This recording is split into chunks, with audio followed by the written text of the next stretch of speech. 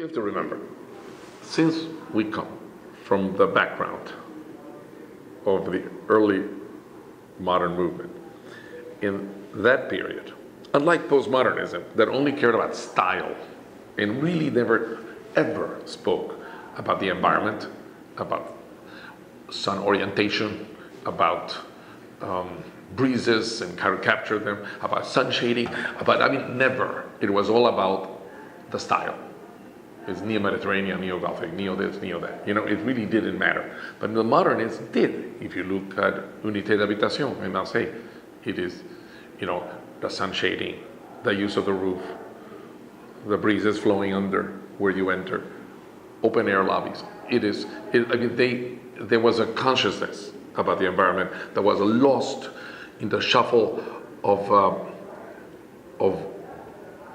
abundance, meaning wealth and pretension and glory and nostalgia of other eras.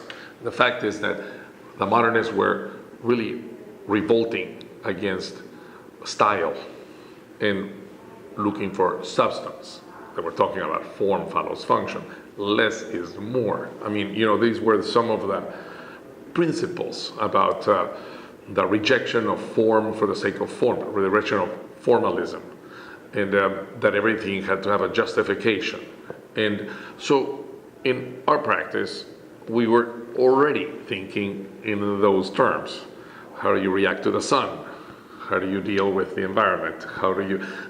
We do that until today. If I were to go from early to late, right? First house, the pink house, one room deep, has a courtyard on the other side.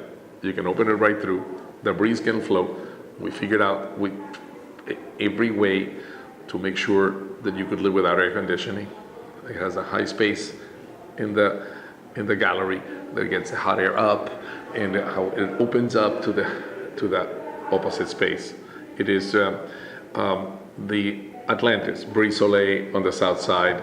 The north side doesn't get the sun. It can be more glassy, get natural light, get what we call now in the sustainable world. They talk about daylighting. It had cross ventilation. Of course, it was no longer like the building next door. There was a long hallway. No, it had multiple cores, and the units went through from one side to the other, so you could have cross ventilation. So we were actually, what people say, oh, there's a hole, there's a color. Actually, we thought internally, secondary. That was just to give it some emotion as you experienced it and saw it. But really, we were interested in all these other things. And so you go jump to today. Brickell City Center is not a mall. It's exterior. It's naturally ventilated. It has that roof that is calculated technically with computer to catch the trade winds. The breezes go through. It drops the level of humidity and temperature internally. It is open to the city. Doesn't close any streets. There's no re-infrastructuring. There's enormous value to reuse of what is there. The blocks are preserved. The whole place engages the street. It uses the street for circulation. It is